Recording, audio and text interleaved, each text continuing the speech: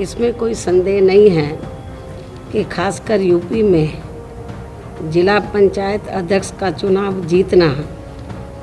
तो अब पूरे तौर से यहाँ खरीद फरोख्त व सरकारी मशीनरी का दुरुपयोग आदि करने पर ही आधारित होकर रह गया है। इस मामले में अब बीजेपी भी वही तौर तरीके व शैली आदि अपना रही है जो पूर्व में समाजवादी पार्टी भी अपनी सरकार के दौरान अपनाती रही है,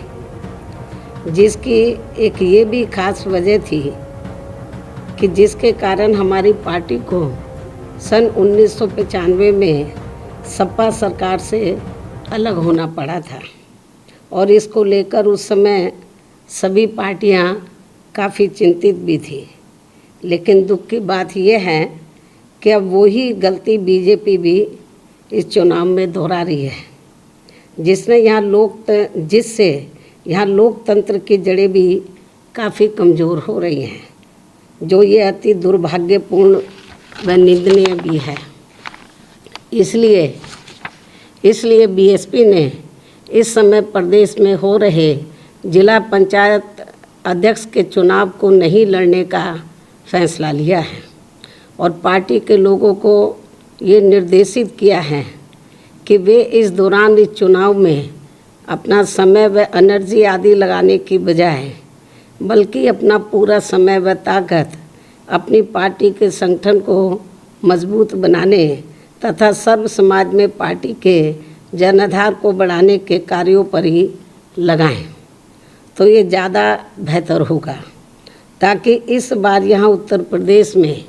होने वाले आगामी विधानसभा चुनाव में बीएसपी की अकेले यहाँ अपने बलबूते पर सरकार बन सके। और हमें इस बात की भी जानकारी है कि जब बीएसपी की यहाँ सरकार बन जाएगी तो तब प्रदेश के अधिकांश जिला पंचायत अध्यक्ष खुद ही बीएसपी में शामिल हो जाएंगे, क्योंकि ये लोग सत्ता के बिना कतई भी नहीं चल सकते हैं। इस बात को भी ध्यान में रखकर हमारी पार्टी ने यूपी में ये जिला पंचायत का चुनाव नहीं लड़ने का फैसला लिया है। लेकिन यहाँ मैं इस चुनाव के संबंध में ये भी स्पष्ट कर देना चाहती हूँ कि यदि हमें ऐसा लगता कि ये चुनाव निष्पक्ष होने वाला है तो फिर हमारी पार्टी ये चुनाव ज़रूर लड़ती और हमारे काफ़ी जिला पंचायत के अध्यक्ष भी ज़रूर चुनकर आते। हालांकि बीएसपी ने अपनी सरकार के समय में चाहे छोटा चुनाव हुआ हो या बड़ा चुनाव हुआ हो, उसमें ऐसी कुछ भी बेईमानी व धांधली आदि नहीं होने दी है, जिससे लोगों का लोकतंत्र में विश्वास बना रहे।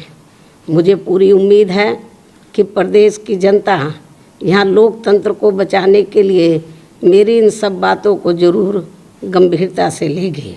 और यहाँ इस बार आगामी होने वाले विधानसभा चुनाव में बीएसपी की ज़रूर सरकार बनाएगी। लेकिन इसके लिए यहाँ बीएसपी के लोगों को विरोधी पार्टियों के सभी साम दाम दंड भेद आदि हथकंडों से भी ज़रूर सावधान रहना है,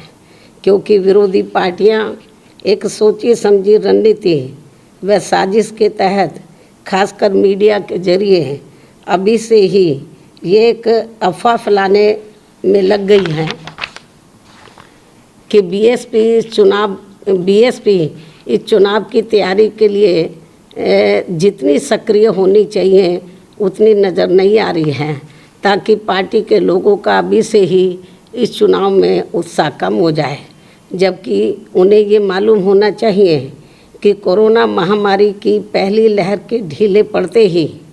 मैं फरवरी महीने के शुरू से ही यहाँ लखनऊ में मौजूद हूँ और यहाँ कोरोना नियमों का पालन करते हुए प्रदेश में पार्टी को हर स्तर पर मजबूत बनाने के लिए मेरी आए दिन पार्टी संगठन की छोटी बड़ी मीटिंगें बराबर चल रही हैं, जिन्हें मैं दूसरी पार्टियों की तरह दर्शाने के लिए रोज़ाना मीडिया आदि को नहीं बुलाती हूँ। इसलिए मीडिया को भी बीएसपी को कम नहीं आंकना चाहिए, जिसको अपने देश में यहाँ लोकतंत्र का मजबूत स्तंभ भी माना जाता है। वैसे पार्टी की राष्ट्रीय अध्यक्ष होने के नाते मेरी यहाँ बीच बीच में अन्य राज्यों की भी बराबर मीटिंगें चलती रहती हैं। ये भी मैं आज मीडिया बंधुओं को अवगत कराना चाहती हूँ। इन्हीं ज़रूरी बातों के साथ ही अब मेरा यूपी की जनता से उनके हित व कल्याण के लिए यही कहना है कि यूपी को बचाना है, सर्वजन को बचाना है, बीएसपी को सत्ता में लाना है व जरूर लाना है। यही समय व प्रदेश की आम जनता की मांग भी है। इसलिए चुनाव में बीएसपी का यही मुख्य नारा व उद्देश्य भी होगा। इस उम्मीद के साथ ही अब मैं अपनी बात यही समाप्त करती हूँ। जय भीम, जय भारत व धन्यवाद।